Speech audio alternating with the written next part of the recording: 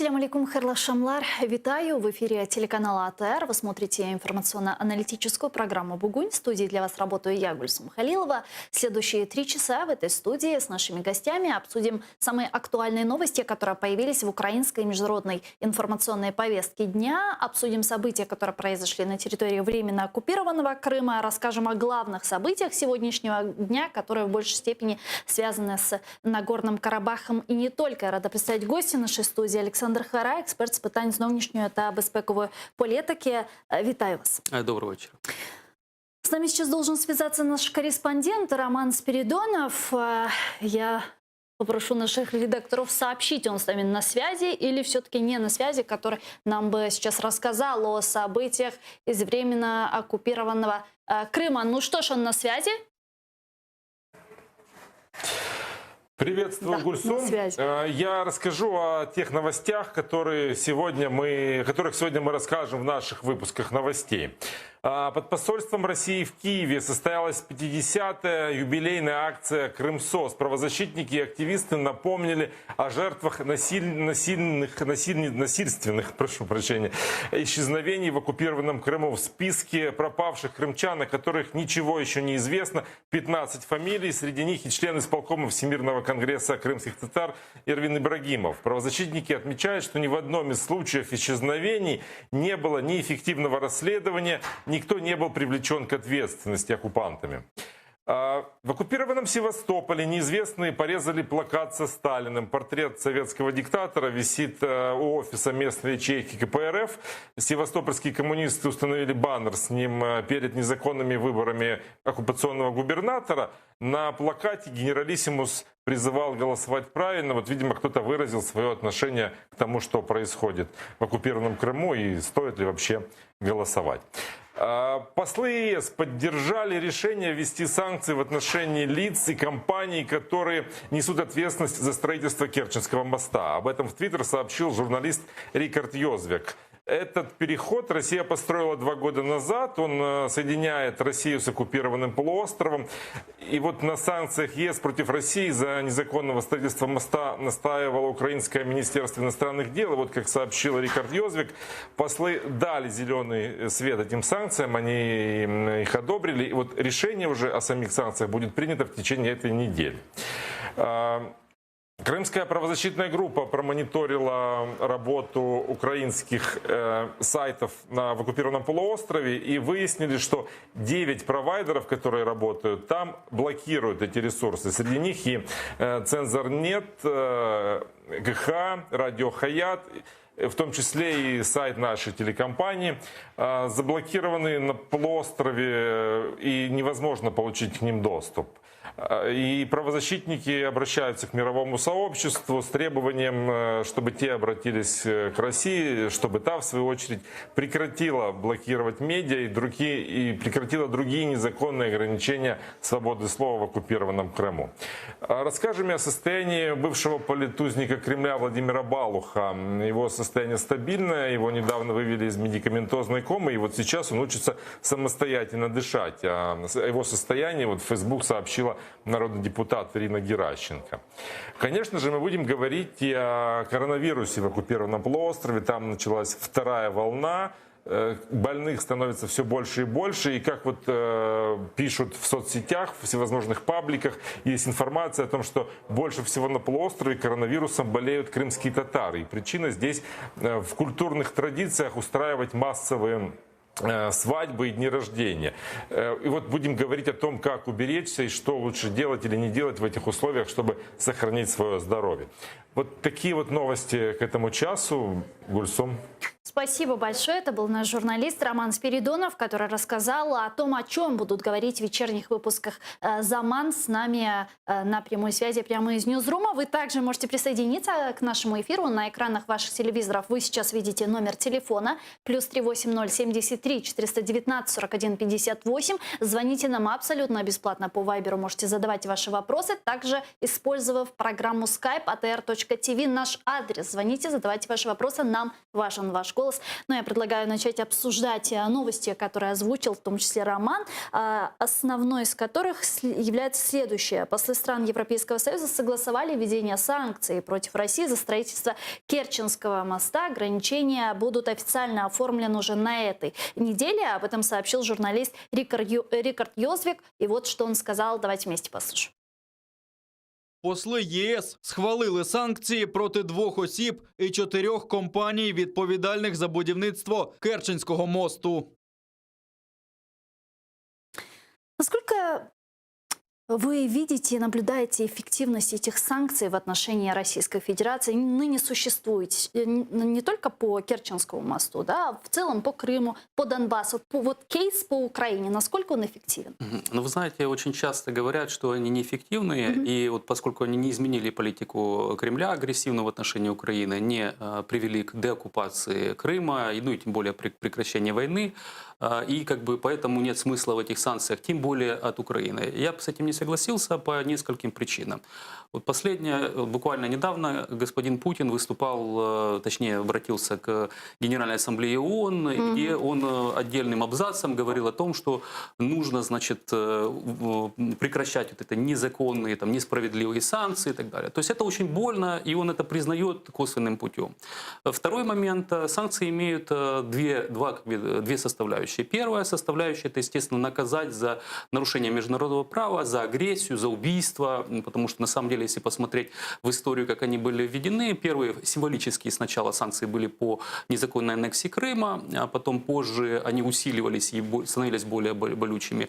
А дальше это был Донбасс, и прежде всего сбитие российскими, собственно, силами, прокси-силами или непосредственно сотрудниками, точнее, солдатами российской армии, мальтийского Боинга.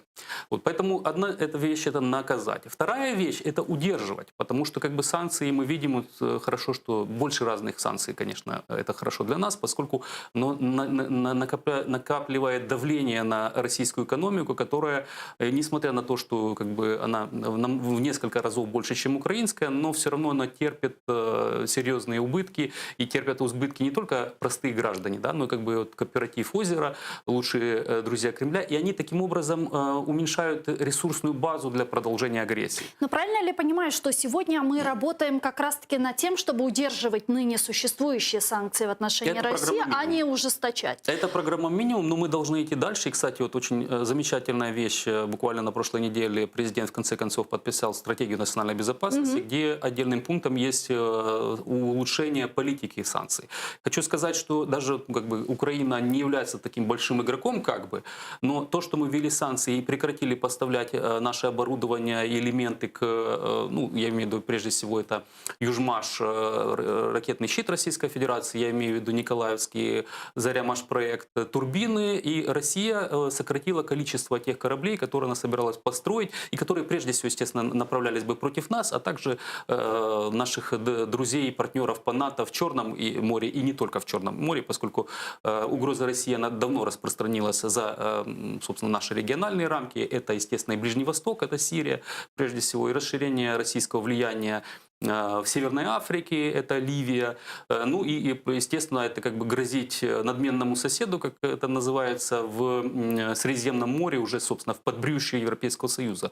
А это чрезвычайно важная вещь. Почему? Потому что как бы есть европейцы, смотрят на безопасность по-разному. Естественно, те, кто помнят оккупацию советскую, естественно, те, кто помнят агрессию России. Это страны Балтии. Балтия, Польша, Румыния, естественно, как бы они пытаются привлечь к себе внимание и усилить, скажем так, присутствие сильных игроков, прежде всего Соединенных Штатов, ну, НАТО в целом, и, там, и французов, немцев. И есть, например, те же самые французы, которых больше беспокоит Африка, да, то есть как бы традиционно бывшие колонии и миграционные потоки оттуда, и то, что там происходит где-то в Балтии, их мало интересует. Вот, поэтому, скажем так, Россия и использует вот эти вот противоречия среди ЕС и НАТО для того, чтобы, значит, разводить и разрушать эту организацию, мешать ее единству. И, собственно, как бы вот это продвижение в значит, на Средиземное море, оно направлено на это. Плюс, естественно, это как бы игрок, с которым должны считаться, потому что они считают себя провайдерами безопасности, что они как бы поддерживают, они борются с терроризмом, как в Сирии, да, хотя как бы с другой стороны мы понимаем, что в большей мере это поддержка кровавого режима и фактически желание продвинуться дальше на Дальний Восток, а для такой, скажем, подбрюшья уже прежде всего американцев, а потом европейцев.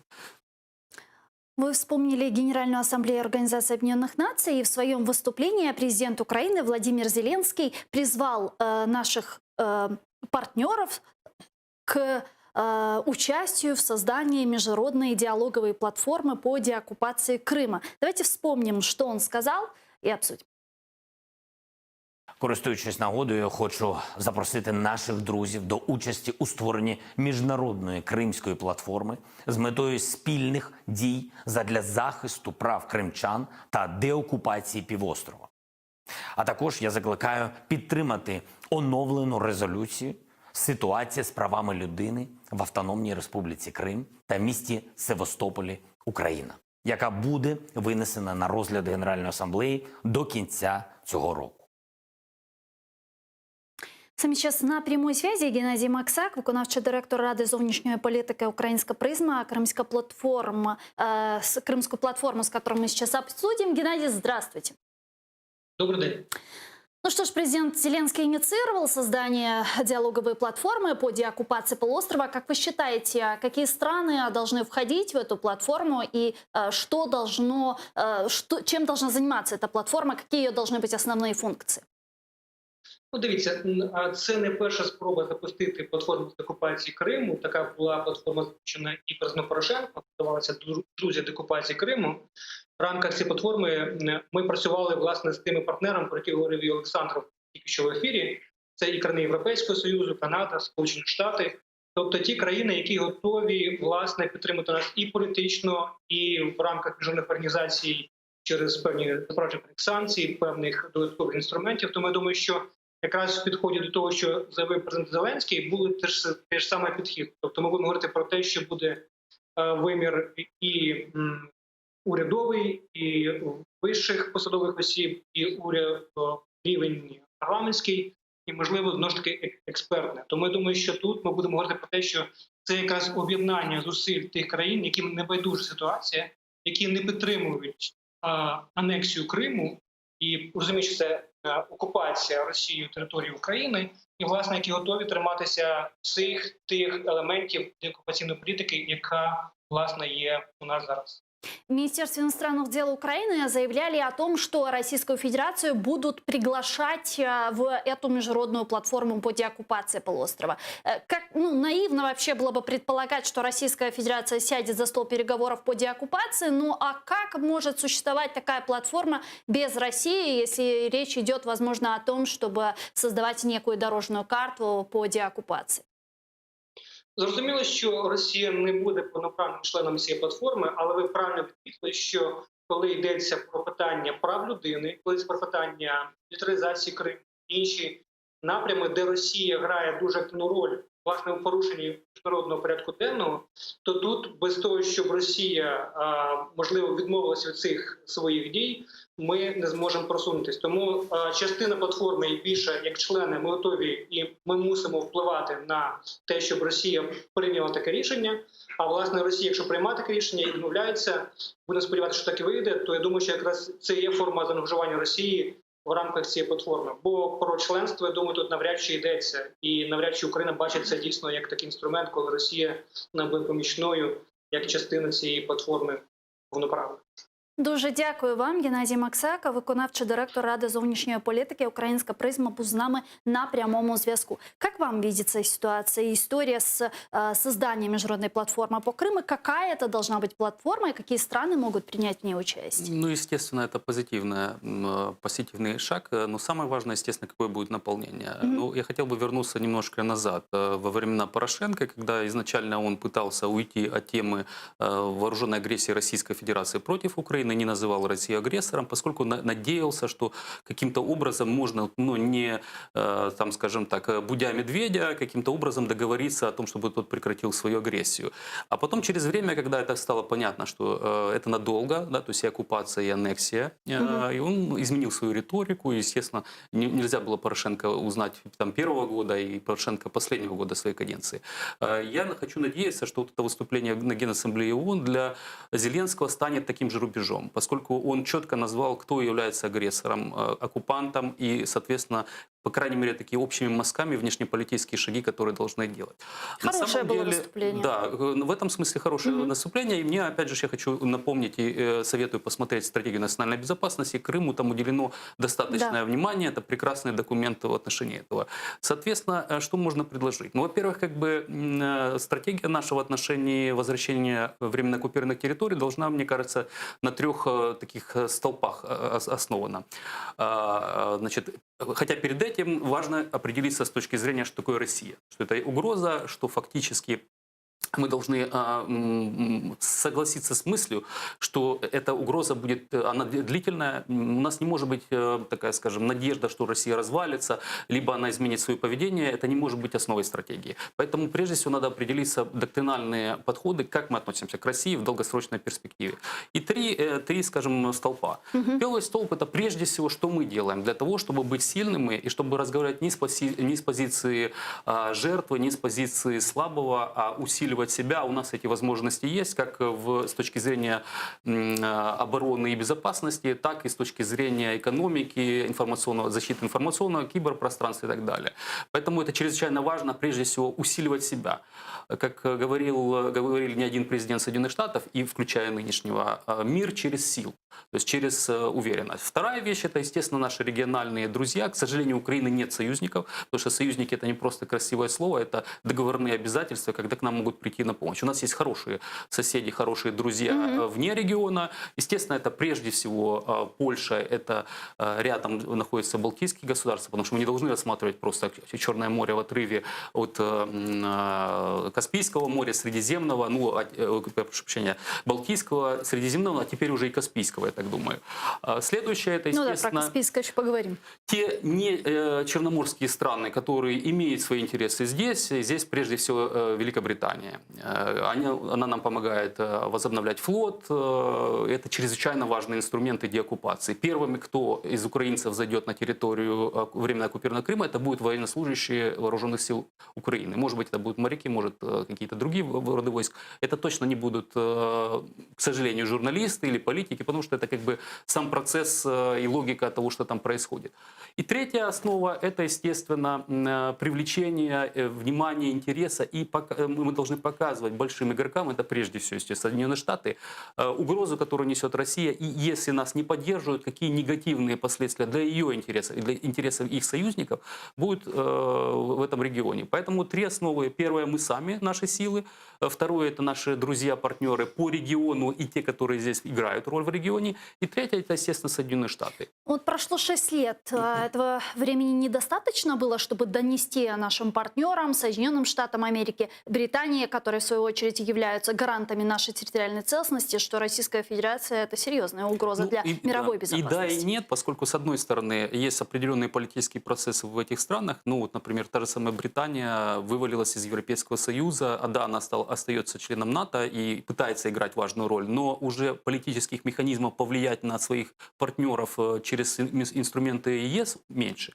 То же самое есть проблемы экономические, дипломатия сейчас их занимается тем, что фактически выстраивает новые отношения и с Соединенными Штатами, как бы чрезвычайно важные как бы направления, они пытаются удержаться на плаву больших игроков. То же самое происходит в Европейском Союзе, потому что как бы есть симпатики России, понятное дело, а есть те, которые понимают, что конфронтацию они не могут выдержать. Та же самая ФРГ. Спасибо большое господин Меркель, поскольку благодаря ей есть то санкционное давление, та поддержка.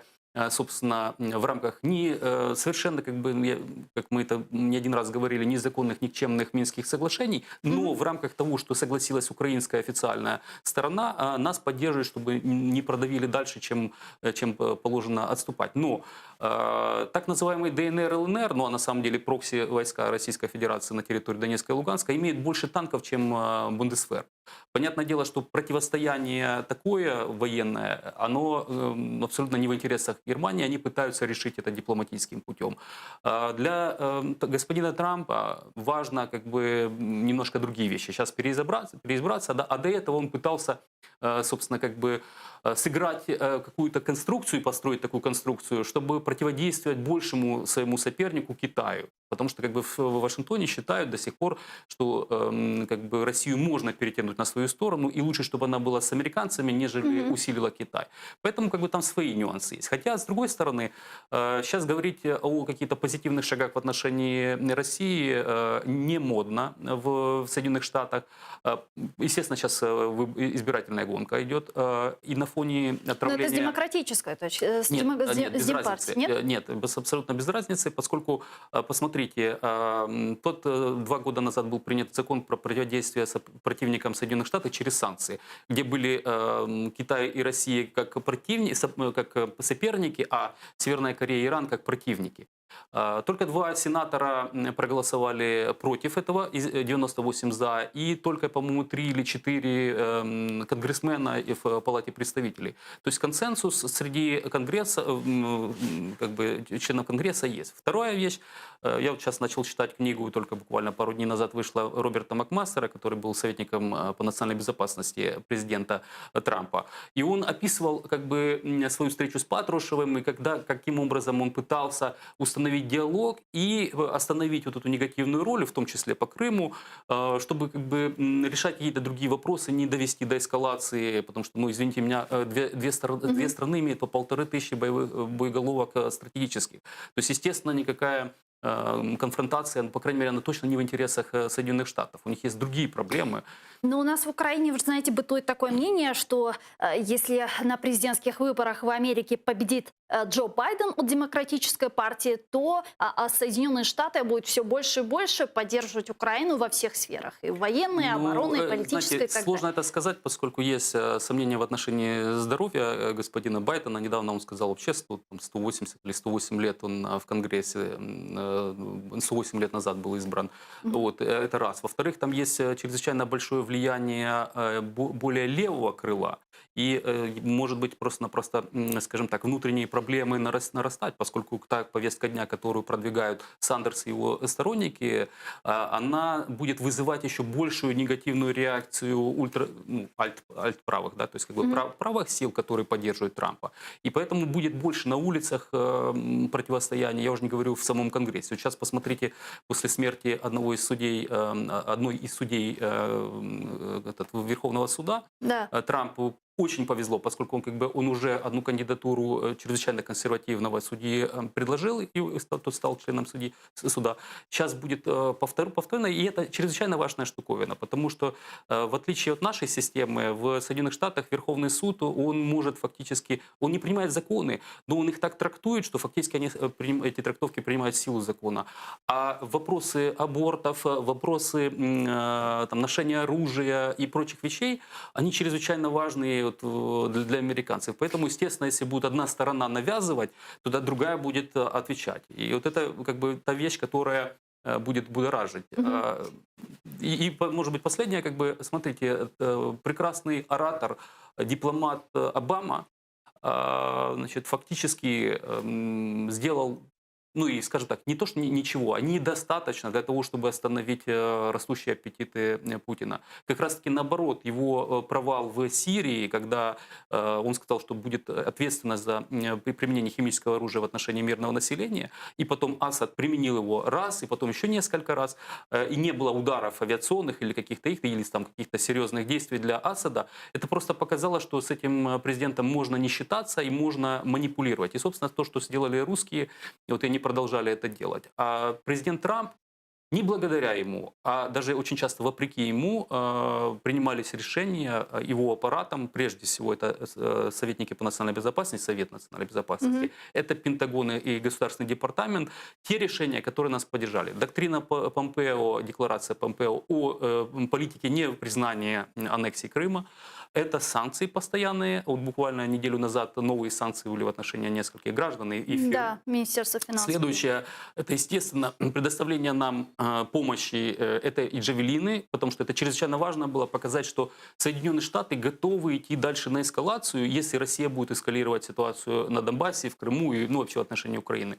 Дальше это, естественно, увеличение помощи нам, военной, это и Island марки 6, точнее, которые дают и которые нам еще дадут, и это новое вооружение, это возможность получения более выгодных, скажем так, отношений для того, чтобы иметь доступ к военным технологиям.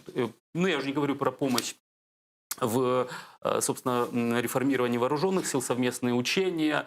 Мы видели прекрасные новейшие самолеты, которые летали тут над Днепром. Чрезвычайно это все взволновало в Кремле и в российских имперских медиа. Вот это было приятно наблюдать. Поэтому как бы это то, что действительно Трамп делает.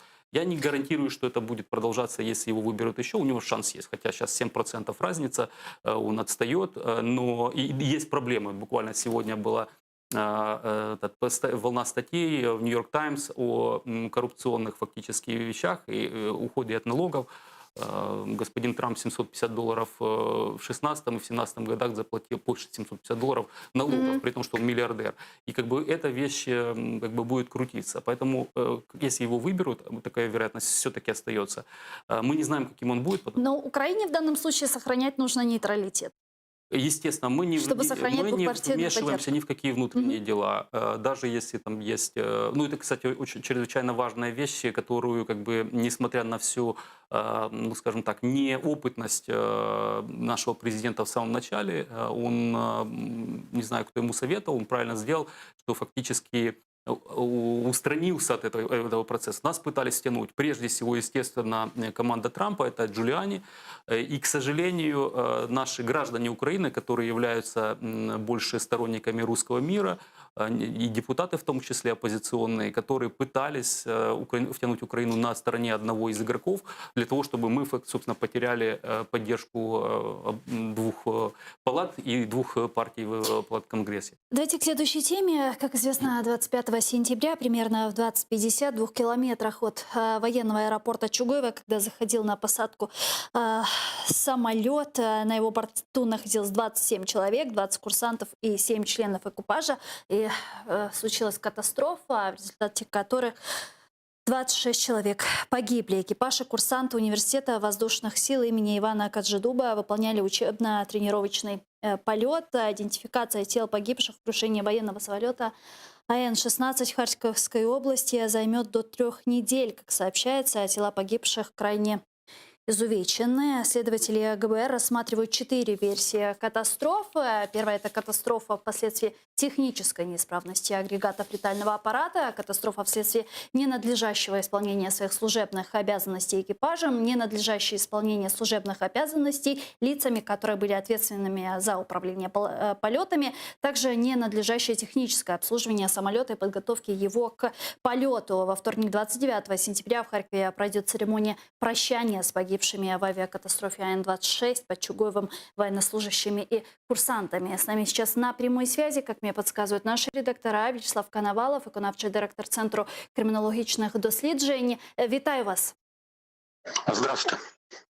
Скажите, украинских курсантов учат летать на рухляде? Как это все вы воспринимаете? На самом деле 26 полет достаточно летный, назовем это так. То есть я бы его совсем рухлядью не называл бы, потому что, ну, там, даже если говорить, что ему там 30-40 лет возраста, все зависит от того, как содержатся эти машины. То есть я могу привести пример DC-3, там, например, 50-х годов выпуска, которая там на Аляске до сих пор летает, или там в Латинской Америке.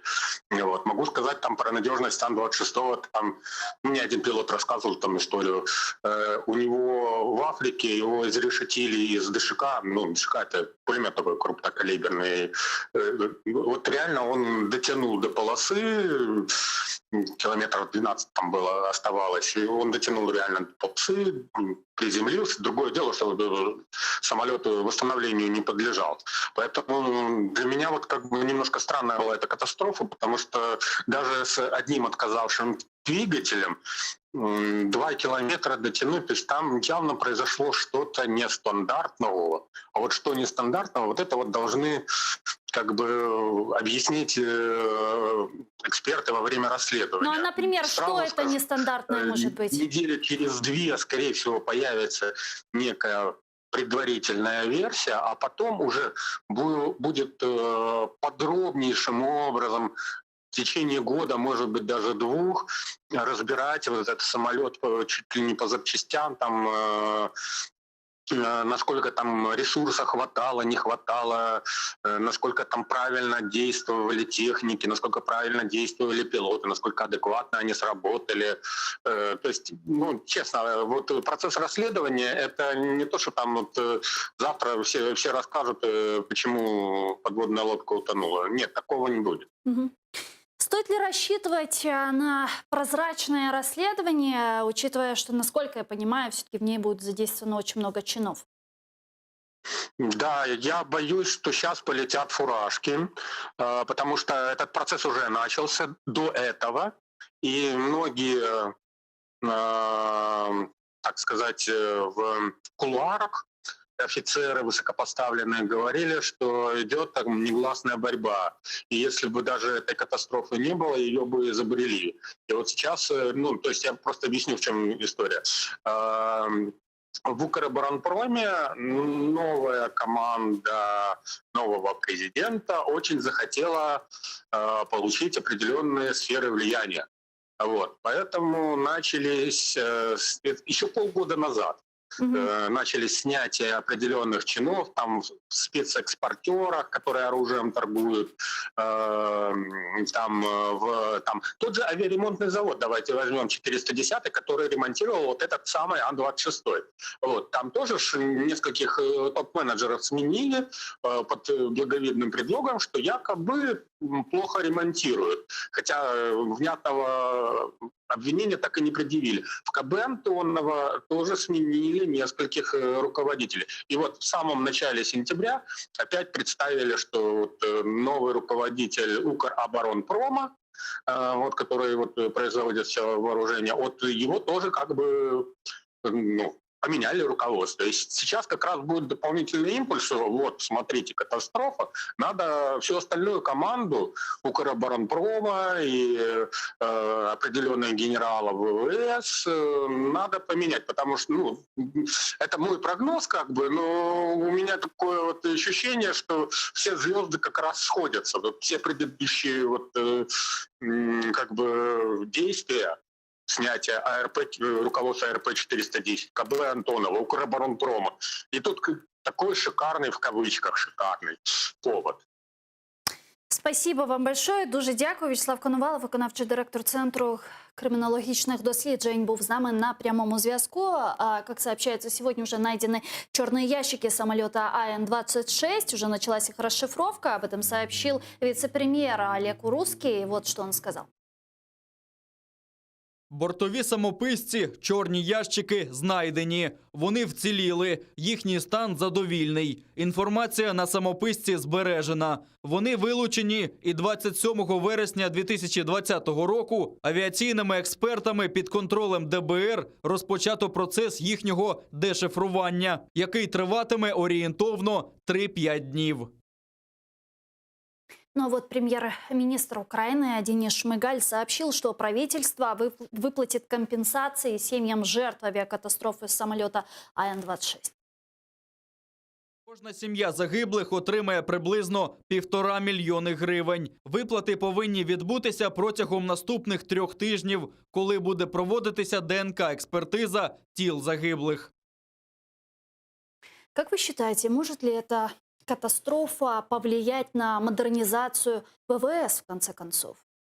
Ну, вы знаете, ну, во-первых, действительно, это катастрофа и трагедия для всех нас. И не только потому, что это просто наши граждане, это лучшие из лучших, потому что авиация всегда, вы знаете, это то, куда вкладывает государство деньги, и это то, что действительно нам нужно. Поэтому я хотел бы надеяться. Но, во-первых, как бы у меня нет сомнения, что будет проведено прозрачное расследование. Я не хотел бы, чтобы была бы чрезмерная, так скажем, кара публичная в том плане, что, знаете, как бы ну, хотят увидеть виноватых и просто-напросто кого-то могут назначить виноватым просто для того, чтобы снять вот это эмоциональное и там, политическое напряжение. Потому что, естественно, оппозиционные силы в отношении президента, они будут говорить, смотрите, вот как бы это ж на вашем дежурстве, да, это произошло.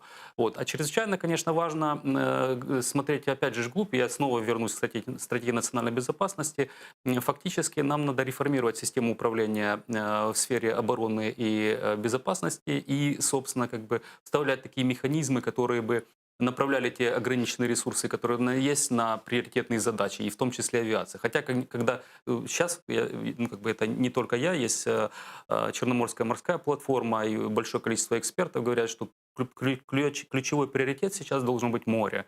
Потому что без применения вооруженной силы Россия может нанести нам больше ущерба через блокирование наших торговых путей в Черном море, как это она делает с 2018 года в Азовском море. Поэтому, естественно, и береговая защита нашего берега, я имею в виду самого берега, и плюс то, что называется capabilities, то есть возможности, потенциал корабельный, ракетный, это то, что действительно нам чрезвычайно надо уже вчера, для того, чтобы не давать возможности русским реализовать такую схему. И представьте себе, если порт Одесса будет блокирован, как это ударит по экономике Украины, по нашим экспортным возможностям, ну и в том числе. Вы, наверное, видели, Андрей Клименко на своей странице Фейсбука опубликовал карту с учения «Кавказ-2020», где по периметру всего полуострова Российская Федерация разместила свои ВМС, фактически оккупировав уже эту территорию и сделав водную тем самым блокаду. Да, и в 2016 году бы проводились учения совместные грузино-американские, и тогда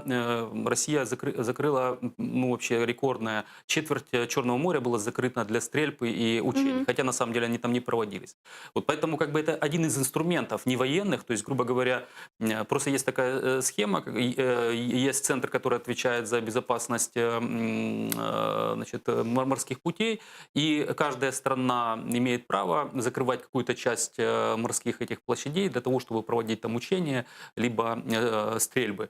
И вот, собственно, Россия злоупотребляет этим для того, чтобы нарушить коммуникации между Украиной и Грузией, между Украиной, ну и, соответственно, выход из Черного моря через Босфор и Дарданеллы. Вот. Я хочу напомнить, что после захвата Крыма были захвачены нефтяные вышки, которые ближе к Одессе, чем К Одессе, да. На этих вышках находится и оборудование для наблюдения, то есть это фактически военное оборудование, и спецназ российский, а также эти вышки охраняют корабли Черноморского флота. То есть на самом деле как бы они уже там присутствуют на постоянной основе, и просто-напросто поставить такой, скажем, краник или шлагбаум, который бы они могли бы терроризировать цивильное мореходство, они могут сделать это. У нас, к сожалению, нашего флота фактически нет. То есть те единицы, которые у нас были выведены из аннексированного, оккупированного Крыма, они не позволяют противодействовать на равных нарощенным возможностям Российской Федерации в Крыму. Поэтому а у нас есть возможность сейчас приобретать, строить новые корабли, самолеты, ну, прежде очевидно, всего, в которых мы нуждаемся? По флоту, прежде всего, это помощь Соединенных Штатов, это они помогают нам реализовать концепцию москитного флота, это то, что действительно надо. Мы не можем себе позволить сейчас строить какие-то большие платформы, большие корабли, которые требуют много времени, много денег, и самое главное, непонятно, какое вооружение будет на них стоять. Единственный правильный подход, как мне кажется, это идти путем наращивания своих асимметрических возможностей. Это маленькие маневренные корабли, естественно, Мы благодарны прежде всего Соединенным Штатам, что они предоставили такую возможность. Британцы тоже готовы нам помочь в этом. Следующий этап – это, собственно, разработка инфраструктуры, потому что, понятное дело, в Севастополе была полная вся необходимая инфраструктура для нашего флота. Сейчас он временно разбросан, так скажем, и не имеет того необходимого, чтобы, собственно, как бы держать его в рабочем состоянии. Я уж не говорю о том, чтобы создавать центр проведения морских операций. Здесь нам помогают тоже наши западные партнеры и так далее, и так далее. То есть есть ряд вещей, по которым уже работа идет. Она идет, началась еще при предыдущем президенте, сейчас идет, и это чрезвычайно важная вещь. Вторая, то, что вы говорите, совместное строительство, это возможная вещь. Есть и рассматриваются варианты использования наших промышленных потужностей, мощностей, да, и как бы, то есть это есть вопрос. Но мы понимаем, что постройка корабля это не, как бы, это не быстрое дело. Даже если посмотреть на Гюрзу, которую строил Ленинская кузня, то есть это не несколько месяцев, чтобы получить даже не отвечающий требованиям для Черного моря корабль, но который хоть как-то на тот момент закрыл наши дыры в безопасности. Давайте перейдем к следующей не менее важной теме – Нагорный Карабах.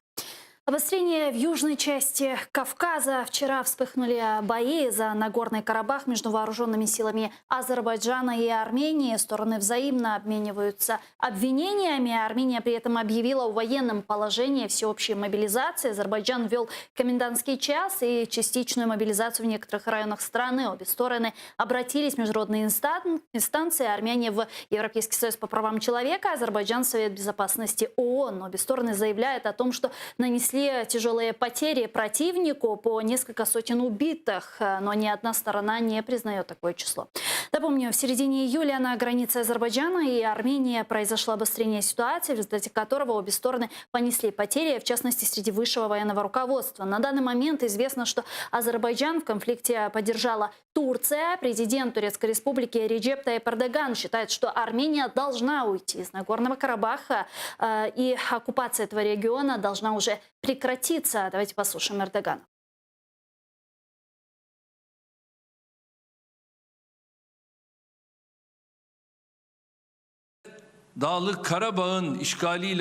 Прийшов час покінчити з окупацією Вірменії. Час платити за рахунками. Негайне звільнення Вірменією окупованих земель Азербайджану відкриє шлях для встановлення миру і стабільності в регіоні.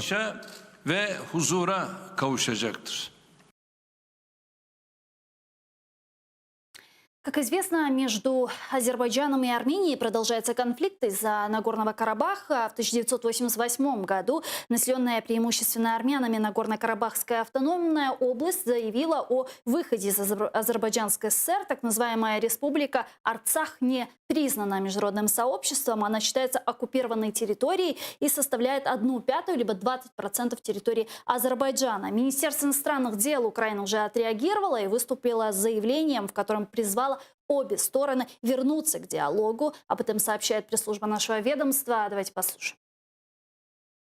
МЗС України глибоко занепокоєне у зв'язку із загостренням конфлікту між Вірменією та Азербайджаном. Уважно вивчаємо обставини, що призвели до загострення. Закликаємо сторони повернутися до діалогу заради мирного врегулювання конфлікту. Співчуваємо родинам та близьким загиблих.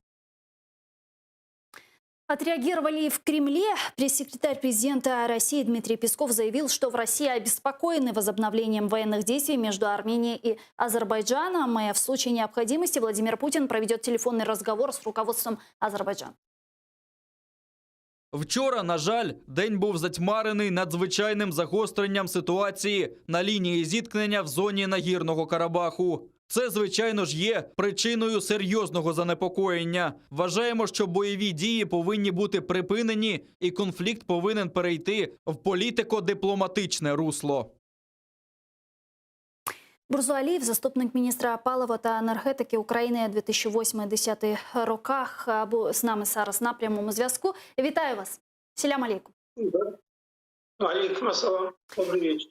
Добрый вечер. Что стало причиной нарушения статуса КВО? Что сейчас там происходит? Объясните популярно для наших зрителей. Ну, я хочу, чтобы люди, которые не знают деталей, знали и четко освоили следующее. Нагорный Карабах — это не спорная территория. Это признанная территория Азербайджана всеми странами мира, в том числе и Арменией. И Армения оккупировала не только Нагорный Карабах, на который они претендуют, но и оккупировала 7 районов вокруг Нагорного Карабаха.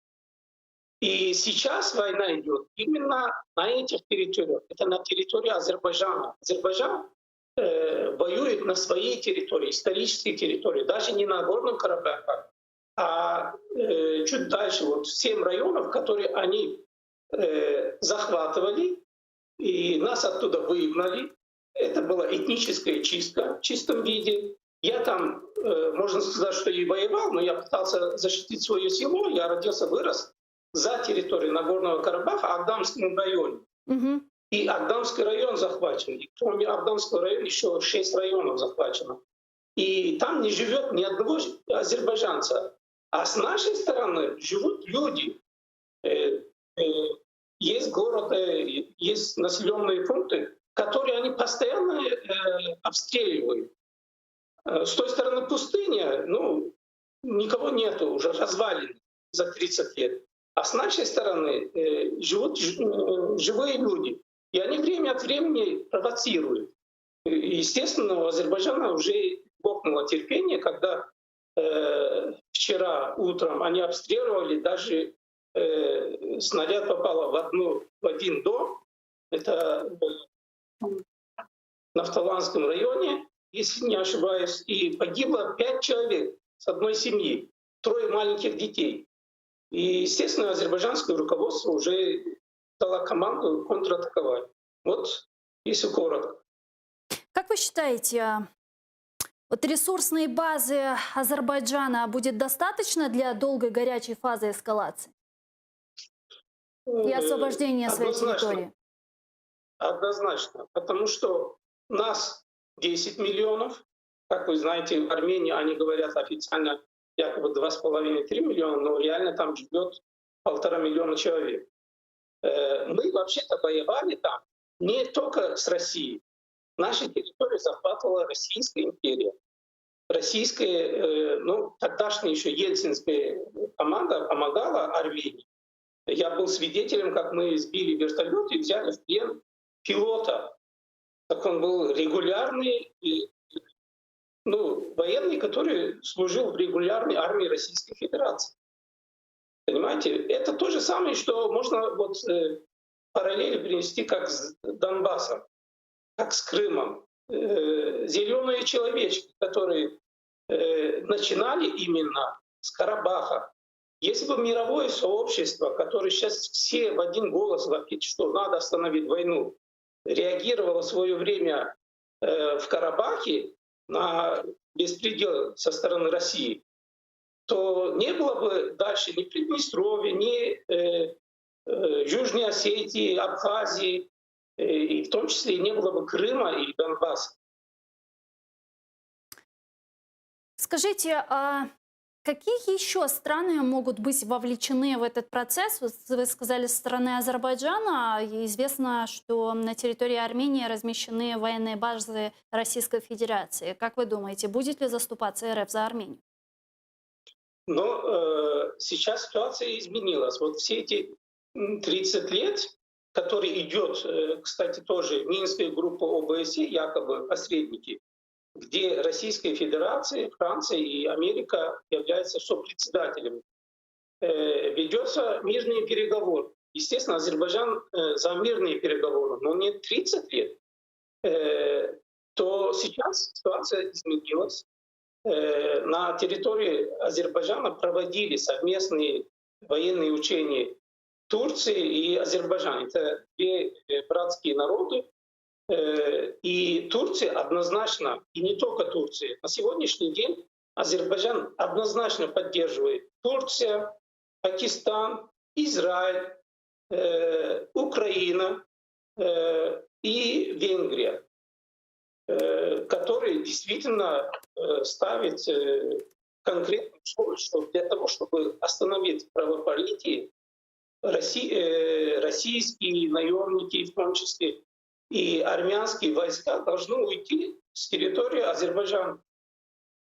Чок Сагулнас, спасибо вам большое. Бурзу Алиев, заступник міністра палива та енергетики України 2008-2010 роках, був з нами на прямому зв'язку.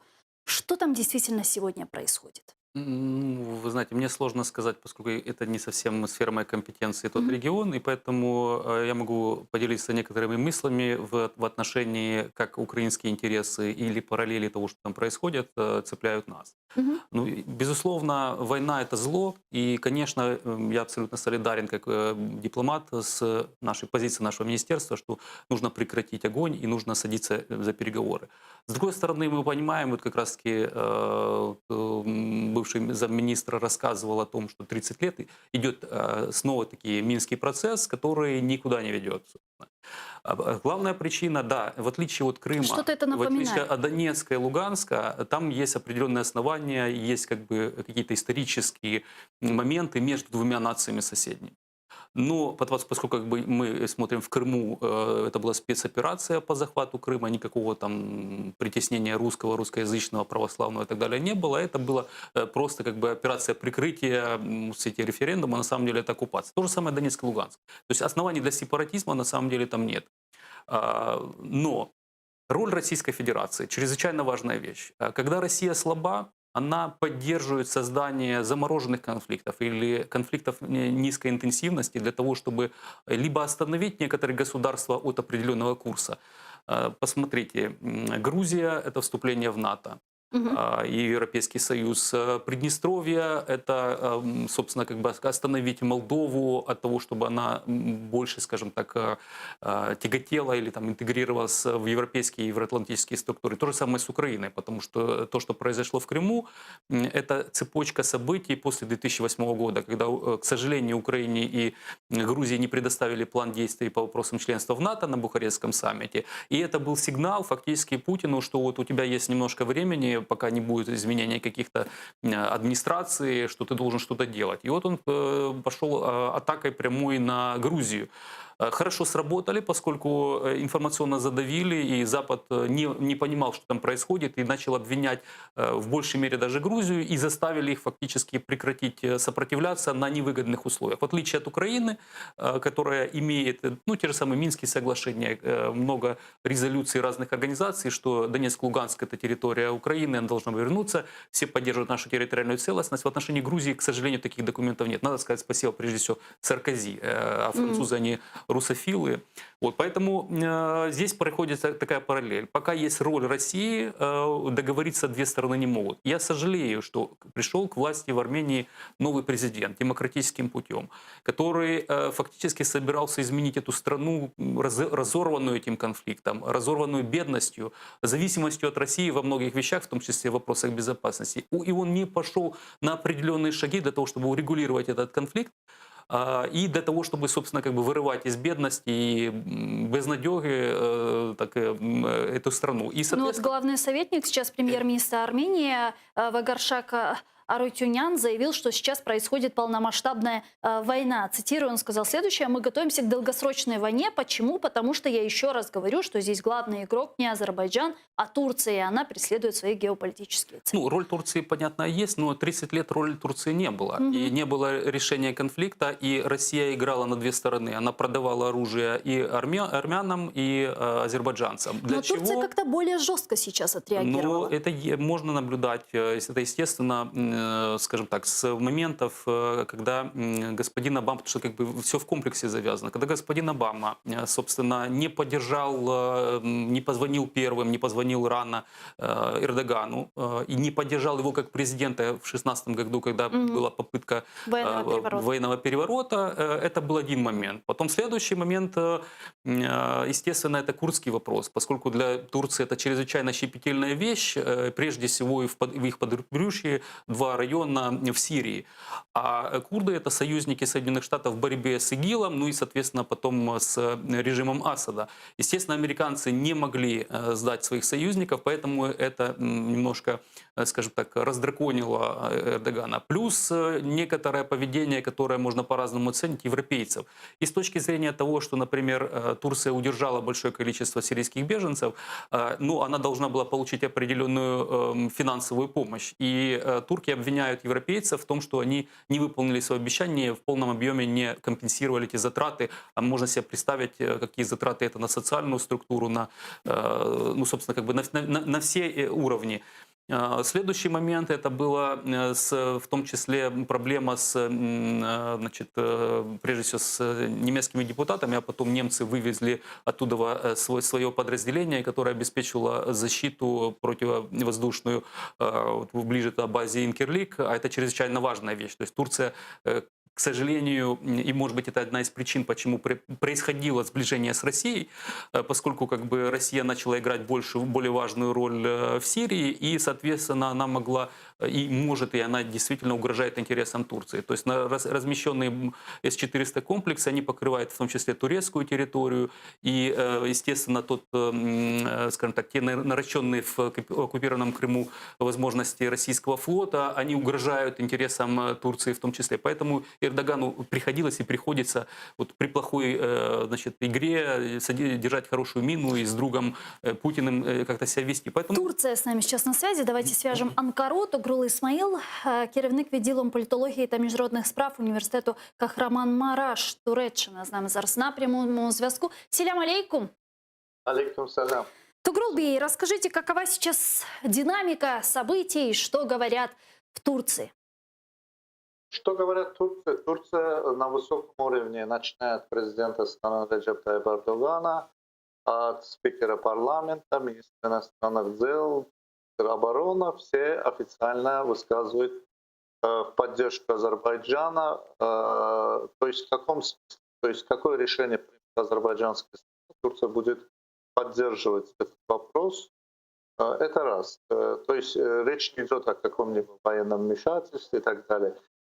Конечно, между Турцией и Азербайджаном есть особое стратегическое соглашение, где есть и военная поддержка двух стран, но здесь, насколько видим, в Азербайджане проводится операция на собственной территории, оккупированных территорий. Это исконная территория Азербайджанской республики.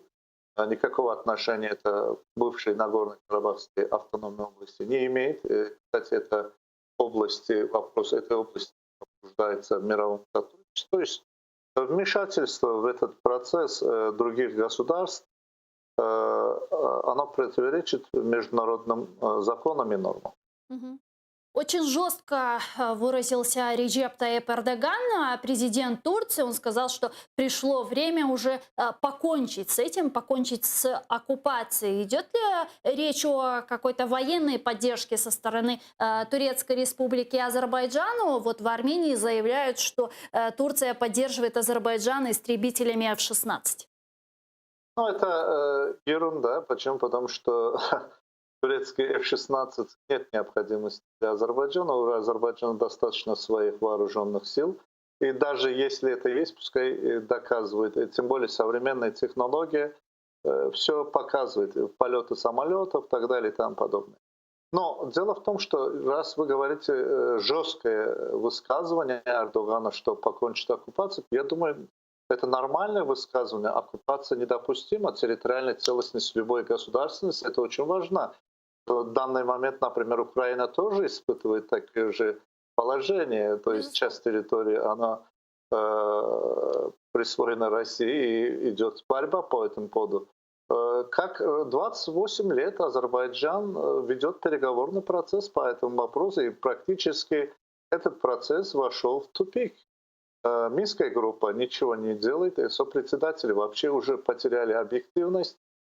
Уже речь даже о разговоре оккупанта не идет. Ведь эта территория, еще раз повторяю, 7 районов, прилегающих к Нагорно-Карабахской автономной области, которые вообще разговор идет о... То есть переговорный процесс, и мадридский принцип и так далее. Все идет о бывшей Нагорно-Карабахской автономной области в составе Азербайджанской республики. Так? Есть 4 резолюции ООН о том, что армянские оккупационные силы должны покинуть оккупированную территорию. Я думаю, просто президент Эрдоган повторил те резолюции, которые были приняты Советом Безопасности ООН, а непосредственно сразу же покончить оккупации. Почему такое серьезное высказывание? Потому что вы, как журналисты, наверное, следите за событиями. Недавно, вот, например, в июльских событиях армянские вооруженные силы напали на Таузский район. Это непосредственно граница Армении с Азербайджаном. Какое это отношение имеет к Нагорному Карабаху или над процессом по Нагорному Карабаху? И как может, например, сопредседатели Минской группы ВСЕ высказываться по этому поводу? Почему? Потому что непосредственно Армения напала на азербайджанские территории. Вот. Это тоже другой раз. Это тоже серьезная провокация. Но тогда Азербайджан не пошло на это, потому что это объявление войны Армении. Хочу напомнить, что тогда Армения пыталась добиться поддержки ОДКБ, а также поддержки России, которые в 2016 году с Арменией вместе для защиты безопасности Кавказского региона создали совместную армию в Армении и совместное командное управление и командование тоже в Армении. Кроме того, Россия имеет в Армении военные базы. Да? То есть любая эта провокация со стороны Армении, которая может привести к боевым действиям непосредственно и касающиеся оккупированных территорий, это говорит о том, что российская сторона обязана вступить в этот военный конфликт. Когда Азербайджан не пошел на это, а что сделал? Просто локально отбил атаки противника и укрепился в регионе. Своим же точкой. А здесь идет речь нападения от оккупированных территорий на города Азербайджана, в результате которого есть жертвы среди мирного населения. Погибают люди. И есть договоренности о прекращении огня, который действует с 1994 года, к чему не прислушивается армянская сторона. Сейчас Азербайджан первый раз за долгие годы начал давать отпор противнику и показал свою мощь, что Азербайджан, если захочет, запросто просто выкинут оккупантов из своей территории. Сейчас идет вот процесс ваш очистки. прогноз мне интересен. В средства массовой информации Азербайджана сообщают, что освобождены уже 6, если не ошибаюсь, 6-7 населенных пунктов. Ваш прогноз, как дальше будут развиваться события? Я думаю, что Азербайджан для того, чтобы опять принудить Армению, как Россия любит говорить, путем заставить к миру, переговорам, я думаю, азербайджанская сторона будет исходить, учитывая международные законности, нормы. Это говорит о том, что Азербайджан имеет, я всегда говорил это, как специалист, имеет право провести, обычно говорят, антитеррористическую операцию, но там находится, я бы сказал, не террорист, а армия террористическая, армия Армении. Поэтому Азербайджан проводит то есть на собственных территориях очистки от этих вооруженных группировок, которые должны и обязаны покинуть территорию Азербайджана. То есть, по крайней мере, минимум 5 районов должны быть освобождены. После этого армянская сторона, я думаю, уже нормально сядет за стол переговоров о дальнейшей судьбе Нагорно-Карабахской автономной области, которая была раньше. И туда должны возвращаться мирное население Азербайджана, которые вынуждены были покинуть свои места постоянного проживания, долгие годы, которые жили там. И после этого начнется уже мирный процесс. Дороги, коммуникации должны быть открыты. Этого до сих пор не делает Армения. То есть 28 лет. Представь себе, 30 лет. Мы в истории, так скажем, политической истории или истории международных отношений слышали о 30-летних войнах, о 100-летних войнах, а вот 30-летних мирных переговоров, это, я думаю, что это что-то новоизобретенное. Естественно, если Россия посмотрит на это по-другому, да, изменит свой взгляд на этот вопрос, будет исходить из справедливого подхода, а не собственных интересов, вопрос будет разрешен более нормально и мирно. Çok sağ olun, çok teşekkür ediyorum. Тогрул Исмаил, Анкара, был с нами на прямой связи, керівник відділом політології та міжнародних справ університету Кахраман-Мараш. К чему готовиться по Крыму? Ну, вы знаете, параллель можно провести и в том смысле, коллега говорила о законности с точки зрения национального права и с точки зрения международного права тех действий, которые производит Азербайджан. В отношении Крыма, то есть это территория, не признанная территорией Российской Федерации. Только 10 друзей Путина, включая Беларусь и Армению, проголосовали против территориальной целостности Украины. Да. Мы имеем право, согласно Уставу ООН, у нас есть право на самооборону. У нас есть оккупированные территории, все мировое сообщество об этом знает. Крым. Хорошо, что уже и президент Зеленский, вот и в частности в стратегии национальной безопасности, это написано о присутствии российских вооруженных сил на территории Донецка и Луганска, потому что никакие это не сепаратисты-террористы, это прокси силы Российской Федерации, которые являются частью Южного военного округа. Поэтому чрезвычайно важно эти вещи помнить. И Украина заявляет, что она хочет вернуть эти территории дипломатическим мирным путем. И это не означает, что нам не приведется применять силу в какие-то моменты времени. Поэтому чрезвычайно важно извлечь некоторые уроки. Это и хорватский сценарий, когда фактически была остановлена оккупация и аннексия части территорий. Это и то, что сейчас происходит в Азербайджане. Я не знаю, как она чем заходится, но я не хочу становиться на какую-то сторону. То есть я просто беру примеры, и на что мы должны ориентироваться. Мы должны усиливаться для того, чтобы, первое, самое главное, Россия не эскалировать ситуацию и не пошла дальше. А второе, быть готовым вернуть то, что принадлежит по праву, не по истории и так далее, потому что историю, знаете, можно очень глубоко копать, хотя и по Крыму здесь мы с вами прекрасно знаем, кому Крым принадлежал, если взять, особенно если в перспективе тысячи лет, а не только, собственно, аннексии Екатериной II Крыма. Вот поэтому мы должны готовиться к тому, чтобы к любым опциям, да, но мы, естественно, как государство, один из основателей ООН, мы хотим, чтобы международное право оно превалировало над правом силы. Пока Россия есть в тех границах с той идеологией, с тем руководством, не только Путиным, а фактически всем военно-политическим, дипломатическим руководством, ну, по большому счету, честно говоря, и вот крымнашизм, он же как бы немножко спал в российском обществе, но он все равно продолжает оставаться на высоком уровне. То есть пока эти факторы есть, надеяться на то, что мы можем цивилизованным путем вернуть эти территории и договориться о каких-то там, если не дружественных, то, по крайней мере, сосуществовании мирном с Российской Федерацией, не приходится. Поэтому мир через силу, мы должны готовиться к любому варианту. И это не первая, не последняя война с Россией. Поэтому как бы мы должны держать это в голове. Эскалация в Нагорном Карабахе и то, что происходит сегодня в Беларуси, каким-то образом связано?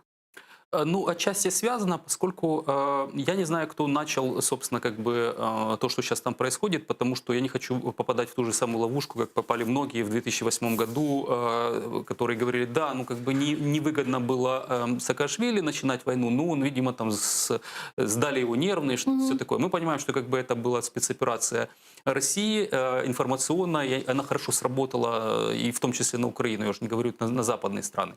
Поэтому я не знаю, кто начал и как развивались это. Через время мы узнаем события там на земле. Это как бы важно. В любом случае, то, что на земле происходит, оно будет формировать, собственно, как бы повестку дня для переговоров и решения проблем. Если эту, скажем так, операцию начал Азербайджан, то я думаю, что они выбрали очень удачное время. Россия завязла в Донецке и Луганске. Да, они как бы не очень много тратят, и сейчас, по большому счету, конфликт низкой интенсивности, буквально там чуть-чуть обстреливают. И вроде бы как они почти, ну им, по крайней мере, кажется, что так додавливают Украину на признание другой стороной конфликта, так называемой ЛНР, ДНР, тогда что и даст возможность ему мыть руки и сказать, что мы тут посредники, а никакие не оккупанты, агрессоры, и давайте там договаривались. Естественно, это не приведет к прекращению войны и оккупации, но для них это, естественно, выгодно. Потом есть, естественно, Крым и сирийская кампания, ливийская кампания, плюс отравление господина Навального, ухудшение отношений. То есть, грубо говоря, Россия сейчас в растяжке. Я уже не говорю про то, что сумасшедшим образом на них действуют санкции, и они собираются еще, скажем так, затягивать пояса. Поэтому чрезвычайно удачное время было выбрано. И плюс, ну, вы правильно сказали по поводу Беларуси, потому что Беларусь чрезвычайно важный объект для господина Путина, чтобы его поглотить, чтобы добавить, ну, там был крымнашизм, а сейчас будет Белоруссия наша. И самое главное, не дать негативным примером, что люди в Беларуси это угол вот этой империи, такой, скажем, заповедник Советского этого Союза. И там все любят батьку, прекрасные дороги, зарплаты. Ну, я, естественно, говорю все это в кавычках. И тут люди выходят массово на протесты в течение 50 дней, не соглашаются с манипуляциями и подтасовками, а тем более насилием в отношении, не спровоцированным и чрезмерным насилием в отношении мирных граждан, прежде всего, если мы говорим так, символически против женщин, потому что вот буквально там вчера, когда и слезоточив газ, и били, то есть это не Подробнее вот нам сейчас расскажут, у нас на связи Беларусь, Юрий Губаревич, белорусский политический и гражданский деятель, руководитель движения «За свободу». Здравствуйте, Юрий. Добрый день. Ну вот на 50-й день протестов в Беларуси жители Минска провели участие в неофициальной инаугурации Светланы Тихановской, как сообщают средства массовой информации. Расскажите нам подробнее, что происходило, что значит народная инаугурация Светланы Тихановской. Да, это был очередной большой марш протеста, который происходит по воскресеньям в белорусской столице, и также подобными протестами было охвачено порядка 2 десятков городов по всей стране. Это действительно показывает то, что белорусы не сдаются. Каждый из этих маршев имеет какую-то свою тематику. Вот то, что произошло вчера, это было посвящено инаугурации Светланы Тихановской. Было очень много плакатов и речевок на эту тему. Но цель остается прежней. Главная цель — это уход Александра Лукашенко от власти. Как проходили протесты? Были ли задержания? Если да, то сколько людей задержали? Как действовали силовики? Силовики по-прежнему действуют достаточно грубо, и задержания происходили в начале и в конце марша. Было задержано более 300 человек. В саму колонну силовики боятся соваться, потому что это действительно многотысячная, по разным оценкам до 100 тысяч человек вчера приняло участие, поэтому задерживают людей превентивно, пытаясь таким образом сбить волну, не дать людям собраться. Но, как видим, это не работает, люди по-прежнему собираются и готовы по несколько часов ходить по центральным улицам города, показывая, что таким образом они демонстрируют свое сопротивление, свое несогласие с тем, что происходит у нас в стране. Ну, на какое разрешение вы рассчитываете, учитывая, что, очевидно, силовики на стороне Александра Лукашенко?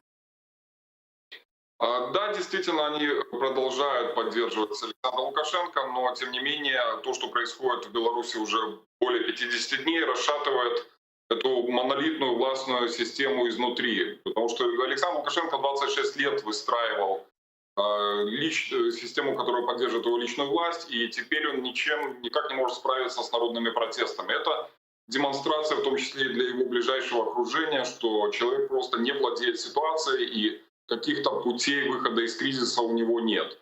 Поэтому единственное, что может оставаться приемлемо и для власти, и для демонстрантов, это уход Александра Лукашенко и заново строение через демократические выборы института власти в Беларуси. Эммануэль Макрон, президент Франции, сказал, что самопровозглашенный президент Беларуси Александр Лукашенко должен уйти с должности после несчастных выборов и разгона мирных демонстраций. Мы видим, что весь цивилизованный мир не признал легитимность Александра Лукашенко. Европейский Союз грозится ввести санкции в отношении ближайших его окружающих лиц. Как вы думаете, вот это какое-то имеет значение для самого Александра Лукашенко, то, что его не признают в мире? Я думаю, что это его нервирует, потому что он каждый раз пытается реагировать и заявлять, что для него единственным источником власти являются результаты и подтверждением его власти результаты прошедших выборов. Но также очевидно и для всего мира, и в первую очередь для большинства белорусов, что результаты выборов были подтасованы. Поэтому каких-то оснований для нахождения этого человека у власти теперь просто не существует. А кто сейчас в Беларуси, в Минске возглавляет протестные акции? Мы знаем, что многие лидеры, в том числе и представители Координационного совета, были выдворены из Беларуси, часть посадили в СИЗО. Да? Кто сейчас там возглавляет протестные акции? Эти акции возглавляет каждый из сотен тысяч человек, которые выходят и в Минске, и по всем городам Беларуси на протесты. Потому что люди выходят не в поддержку какого-то лидера, хотя они признают, что Светлана Тихановская победила на прошлых выборах, но тем не менее люди выходят за свое будущее. Они также прекрасно понимают, что при наличии Александра Лукашенко у власти это будущее будет очень печальным, так как методы, которыми он действует сейчас, они будут продолжаться использовать эти методы и в последующем. Но это не то, что может устроить людей в Беларуси. Ну, Александр Лукашенко заявлял о том, что он будет проводить там конституционную реформу, он что-то говорил о перераспределении полномочий. Это не выглядит как попытка с его стороны урегулировать ситуацию? Как вы на это смотрите? Это выглядит как попытка болтать ситуацию и вернуть все под свой контроль. И мы прекрасно понимаем, что человек, который никогда не сдерживал свои обещания, он и сейчас, кстати, не говорит о каких-то конкретных вещах, связанных с конституционной реформой. Просто, может быть, это каким-то образом он рассчитывает, что это успокоит людей в Беларуси, но люди не привыкли верить его обещаниям, поэтому нет никакой реакции на его слова. Спасибо вам большое. Дуже дякую вам. Юрий Губаревич, белорусский политический и гражданский деятель, руководитель движения «За свободу», был с нами на прямой связи из Беларуси. Как вам видится, как будут развиваться события сегодня в Беларуси, как будет действовать Российская Федерация? Безусловно, это чрезвычайно важная территория для Путина, как я уже говорил, и в контексте, я бы сказал, древней идеологии подходов Кремля, это еще царских времен, жандарм Европы, фактически поддерживать самые реакционные режимы вокруг себя, и не только, поскольку мы видим, это происходит и в той же самой Сирии и так далее. Поэтому чрезвычайно важно вот как бы за такой завесой так называемой законности удержать Лукашенко у власти. Естественно, он слабый президент теперь, естественно, он зависит от штыков и денег Российской Федерации, и поэтому он будет более сговорчив для того, чтобы отдать фактически независимость, суверенитет своего государства своему, скажем так, стратегическому партнеру, союзному государству. Весь этот процесс интеграции, который происходил, и мы видели за последнее время, он, естественно, крутился вокруг усиления, собственно, самой власти Лукашенко и его амбиций как-то там возглавить вот это новосозданное союзное государство и сохранить себя вот в истории и прочее, прочее. Но мы де-факто увидим создание этого союзного государства? Я думаю, хотелось бы надеяться, что Беларусь останется все-таки независимой, сохранит свою территориальную целостность. Но, с другой стороны, как с Украиной, мы помним, что фактически Майдан, революция, она принесла интервенцию, потому что это сестры на самом деле. То же самое происходит сейчас и в Беларуси. Чрезвычайно важна Беларусь для России. К сожалению, Украина до последнего момента вела себя, я бы сказал, даже не прагматично, не только не этично в отношении белорусского народа, а не прагматично. Мне очень понравилось, как сказал наш министр иностранных дел, о том, что Украина не может признать вот эту инаугурацию, ну и, соответственно, президентство господина Лукашенко. Но, к сожалению, вот мысли о том, что вот эта территория может быть поглощена Россией, она сдерживала и Порошенко, и сейчас Зеленского от каких-то таких более, скажем, острых заявлений или каких-то действий. Мы должны понимать, что Беларусь военно-политический союзник, который, кстати, голосовал против территориальной целостности Украины по вопросу Крыма в 2014 году, который совместные учения проводит. На ее территории находятся две, ну это не базы, это как бы два подразделения. И Лукашенко вроде бы как отказался от авиационные компоненты, когда ему несколько лет назад Путин предлагал разместить на его территории. Но все забыли, что он говорил, давайте лучше ракеты разместим. Он видит угрозой демократию, потому что то, что на Майдане, он не воспринимает. Он видит угрозой НАТО. Европейский Союз ему совершенно не нужен. То есть, собственно, как бы по всем этим принципам он совершенно как бы не человек, с которым можно разговаривать. Плюс, после того, когда начали бить невинных людей, когда убили, когда фактически подтасовали, это показывает, что наша внешняя политика на белорусском направлении фактически провалилась. А как вы считаете, ненасильственная вот эта вот последовательная борьба, протестные акции могут привести к смене власти и сохранению суверенитета Беларуси? Я надеюсь на это. Маленькие шансы остаются. На самом деле, как бы Путин тоже должен понимать, что и слишком большое напряжение ресурсов необходимо для того, чтобы удержать это, потому что это ж не просто как бы вышли какие-то там проплаченные Госдепом, как говорили про 2 Майдана, да, то есть и так далее. То есть мы видим, что поддержка идет и не только в городах. Да, вот чрезвычайно важно, как только это все началось, эта волна, для меня было важным сигналом, что работяги сказали «уходи». Потому что как бы это те, которые главное, чтобы было быть денежка, накормить семью. А политика это как бы их не интересует. Оказывается, интересует, и они не согласны с тем, что происходит. И это чрезвычайно важно, что есть поддержка во всех слоях. Не только в городах, не только молодежь. Вот. Шансы есть. Но с другой стороны, давайте посмотрим на У нас буквально минутка. экономическую составляющую. Чрезвычайная зависимость Беларуси от России. Несмотря на то, что Лукашенко последние несколько лет после аннексии Крыма пытался как-то выстроить другие отношения, прежде всего с Китаем, привлечь его, все равно фактически до 50%, формально 30 с чем-то, а так до 50% внешнего долга контролируется Россией. Все экономическое белорусское чудо, которое, к сожалению, наши наивные граждане верили в эти рассказни белорусского телевидения, оно зиждилось на фактически нефти России, которая давалась для переработки и реэкспорта. Поэтому все эти плюшки заканчиваются по причине того, что нефть сейчас стоит намного, нефть и газ стоят дешевле раз. Россия вследствие экономических санкций Запада, она потеряла эти ресурсы. Естественно, есть же еще жадные олигархи и чиновники, которые как бы разворовывают это. Поэтому нет ресурсов на то, чтобы поддерживать это белорусское чудо. Но экономический контроль над Белоруссией, плюс, к сожалению, то есть то, что Лукашенко делал 30 лет, он фактически вычищал под корень любое демократическое и национальное проявление, и в том числе языковое, чрезвычайно Да, важное. и продолжает это делать поэтому сейчас. как бы очень много людей, которые не считают Россию угрозой. То есть как бы сейчас некоторые говорят, вот мы теперь понимаем, что в 2014 году появилось, почему вы так относитесь к России. Но эти процессы требуют времени. В будущем однозначно Беларусь будет зависимым суверенным государством демократическим.